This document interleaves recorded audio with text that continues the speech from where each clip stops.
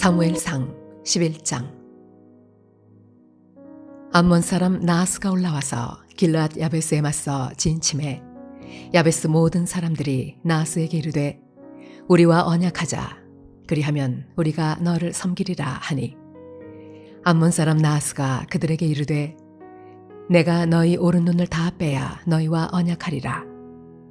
내가 온 이스라엘을 이같이 모욕하리라. 야베스 장로들이 그에게 이르되 우리에게 이랫동안 말미를 주어 우리가 이스라엘 온 지역에 전령들을 보내게 하라. 만일 우리를 구원할 자가 없으면 네게 나아가리라 하니라. 이에 전령들이 사울이 사는 기브아에 이르러 이 말을 백성에게 전하매 모든 백성이 소리를 높여 울더니 마침 사울이 밭에서 소를 몰고 오다가 이르되 백성이 무슨 일로 우느냐 하니 그들이 야베스 사람의 말을 전하니라. 사울이 이 말을 들을 때에 하나님의 영에게 크게 감동되매 그의 노가 크게 일어나 한 겨리의 소를 잡아 각을 뜨고 전령들의 손으로 그것을 이스라엘 모든 지역에 두루 보내어 이르되 누구든지 나와서 사울과 사무엘을 따르지 아니하면 그의 소들도 이와 같이 하리라 하였더니 여호와의 두려움이 백성에게 임하매 그들이 한 사람같이 나온지라. 사울이 베색에서 그들의 수를 세어보니 이스라엘 자손이 30만 명이요 유다 사람이 3만 명이더라. 무리가 와 있는 전령들에게 이르되 너희는 길르앗 야베스 사람에게 이같이 이르기를 내일 해가 더울 때에 너희가 구원을 받으리라 하라. 전령들이 돌아가서 야베스 사람들에게 전하매 그들이 기뻐하니라. 야베스 사람들이 이에 이르되 우리가 내일 너희에게 나아가리니 너희 생각에 좋을 대로 우리에게 다 행하라 하니라. 이튿날 사울이 백성을 3대로 나누고 새벽에 적진 한가운데로 들어가서 날이 더울 때까지 암몬 사람들을 치매 남은 자가 다 흩어져서 둘도 함께 한 자가 없었더라. 백성이 사무엘에게 이르되 사울이 어찌 우리를 다스리겠느냐 한 자가 누구이니까 그들을 끌어내소서 우리가 죽이겠나이다. 사울이 이르되 이날에는 사람을 죽이지 못하리니 여호와께서 오늘 이스라엘 중에 구원을 베푸셨음이니라. 사무엘이 백성에게 이르되 오라 우리가 길갈로 가서 나라를 새롭게 하자. 모든 백성이 길갈로 가서 거기서 여호와 앞에서 사울을 왕으로 삼고 길갈에서 여호와 앞에 화목제를 드리고 사울과 이스라엘 모든 사람이 거기서 크게 기뻐하니라.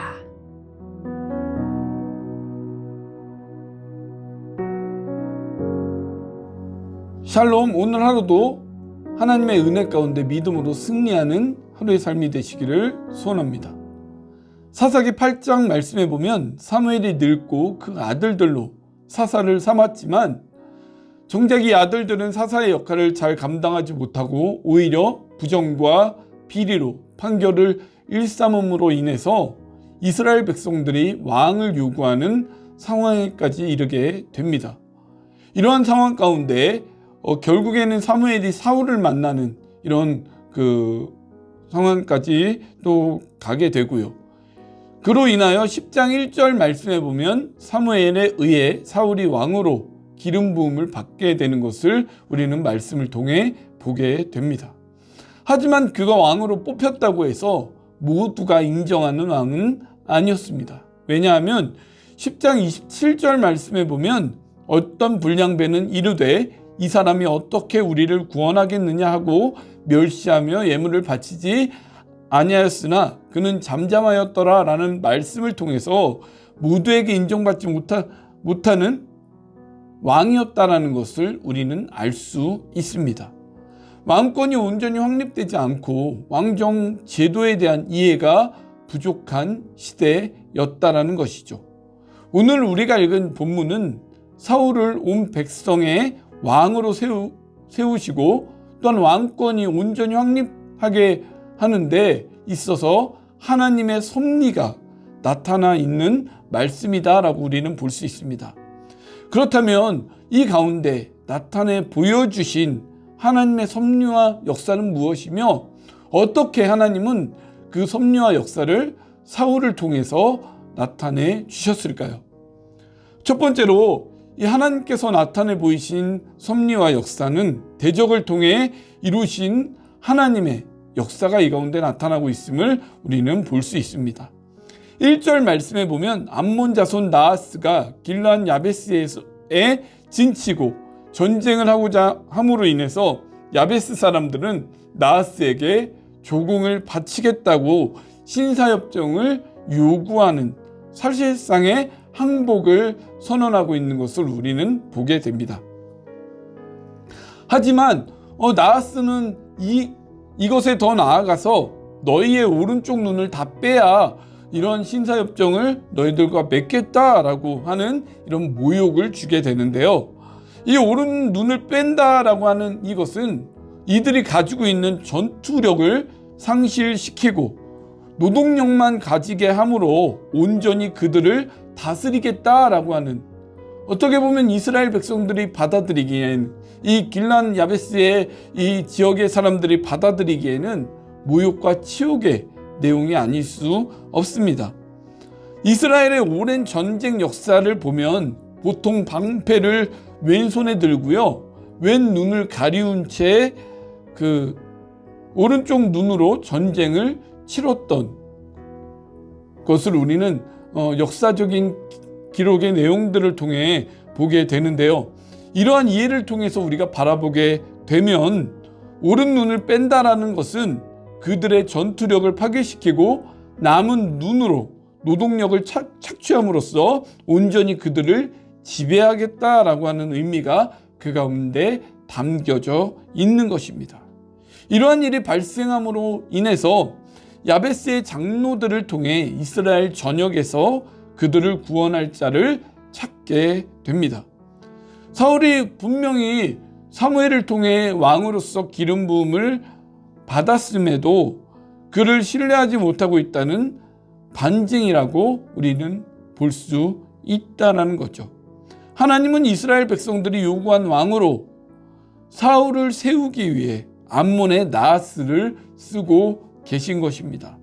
이것은 이 나하스라고 하는 이 암몬의 그 왕이 온전한 신앙의 사람이기 때문이 아니라 사울을 이스라엘 백성으로 삼게 하기 위한, 사울을 이스라엘 왕으로 삼게 하기 위한 하나님의 전적인 섭리 역사가 이 가운데 담겨 있다라는 것입니다. 때로는 우리가 살아가다 보면 이해되지 못할 일들이 많이 발생하곤 합니다.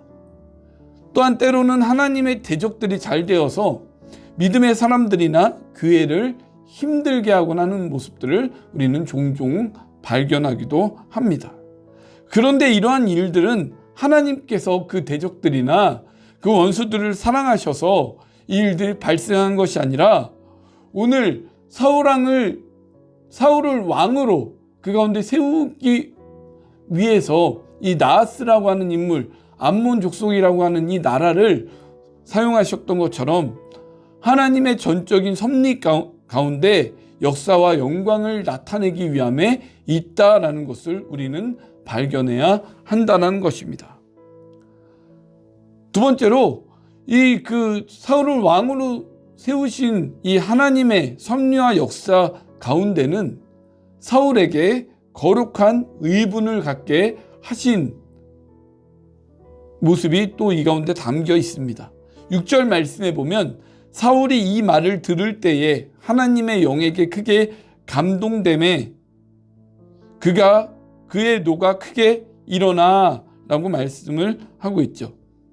여기서 일어나고 있는 사울의 분노는 단순히 인간적인 감정에서 일어나게 되는 개인 감정의 분노가 아닌 하나님의 마음으로 품게 되고 갖게 된 거룩한 분노였다라는 사실입니다. 인간의 개인 감정으로 인한 분노는 하나님의 의를 이룰 수 없을 뿐만 아니라 개인의 감정과 건강을 해치는 요소가 되기도 합니다. 하지만 하나님의 마음으로 품고 대적과 죄를 향하여 품게 되는 이 거룩한 분노는 그것을 통해 나타나게 되는 하나님의 역사가 또한 그 가운데 있게 된다라는 것입니다. 하나님에 의해 거룩한 분노로 보면 7절에 사울이 외치는 이 선포가 일어나게 되고요. 이 선포로 인해서 8절에 33만이라고 하는 이 많은 군사를 모으게 됩니다. 이 모음으로 암몬 사람을 물리치게 되는 이런 역사가 일어나게 되었다는 것이죠. 우리가 기억해야 할 것은 이 시대와 오늘 우리에게 일어나고 있는 이 상황들을 하나님의 마음과 관점으로 바라보아야 한다라는 것입니다. 그러한 마음과 관점으로 죄에 대하여 또한 우리 대적과 원수에 대하여 거룩한 분노를 가지게 될 때 하나님은 사울을 통해 이스라엘을 구원하시고 왕으로 온전히 세우신 것처럼 하나님의 거룩한 역사가 우리가 품는 거룩한 분노를 통하여 나타나게 된다라는 것입니다. 분명한 것은 내가 품는 감정의 분노가 거룩한 의분인지 아니면 개인적 감정의 분노인지를 잘 분별해야 한다는 것이죠. 거룩한 의분일 때 하나님이 주시는 이 거룩한 분노일 때에만 하나님은 그 감정을 통해서 하나님의 역사와 영광을 그 가운데 나타내신다는 것을 우리는 잊지 않으시기 바랍니다. 세 번째로 이 사울을 왕으로 삼으시기 위해 나타내셨던 하나님의 섭리와 역사는 반전과 역전의 역사입니다. 12절에서 15절의 말씀에 보면 사울을 통한 자신들을 두렵게 하던 암몬 사람들을 물리친 사건으로 인하여 모든 이스라엘 백성이 심지어는 그들을 반대하던 자들까지도 돌아서서 결국에는 길갈에서 그를 왕으로 세우게 되는 이런 일들이 일어나게 되었다는 것입니다. 하나님의 섭리와 역사는 반전과 역전의 역사입니다. 또한 불가능을 가능케 하시며 반대하고 대적하는 자들에게까지도 돌아서고 굴복하게 하는 이러한 역사라는 사실입니다. 우리는 그저 우리 삶 가운데 있는 이 하나님의 섭리와 역사를 바라보면서 그저 그 섭리에 순응하고 하나님께서 우리를 통해 이루실 역사를 기대함으로 믿음을 지키는 삶을 통해 사울에게 나타내셨던 하나님의 섭리와 역사가 오늘 우리의 삶의 현장 가운데도 나타나야 될 줄 믿습니다. 또 이 믿음을 가지고 또한 이러한 순종의 삶을 통하여서 이러한 은혜를 우리가 얻고 누리는 우리의 인생이 되시기를 주님의 이름으로 간절히 축원을 드립니다. 기도하시겠습니다.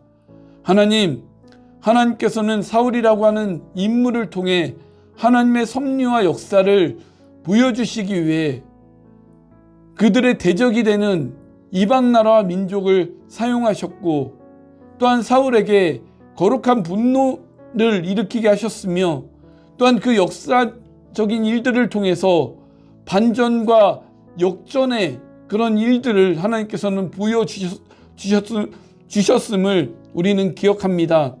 세상의 모든 삶의 현실 가운데 분명한 것은 하나님의 섭리와 역사가 있음을 우리가 기억하면서 그저 그 섭리에 순응하며 순종하는 우리의 삶이 되게 하여 주시고 하나님 날마다 하나님을 믿음으로 의지하고 신뢰하는 우리의 이런 모습이 되어서 사울을 통해 이루어 주셨던 하나님의 역사가 또한 사울을 통해 나타내 보여주셨던 하나님의 섭리가 우리 가운데 넘쳐날 수 있도록 인도하여 주시고 그러함을 통하여서 늘 하나님의 살아계심이 우리의 이 모습들을 통하여 많은 주변에게 또한 전하여지는 역사가 일어날 수 있도록 인도하여 주옵소서.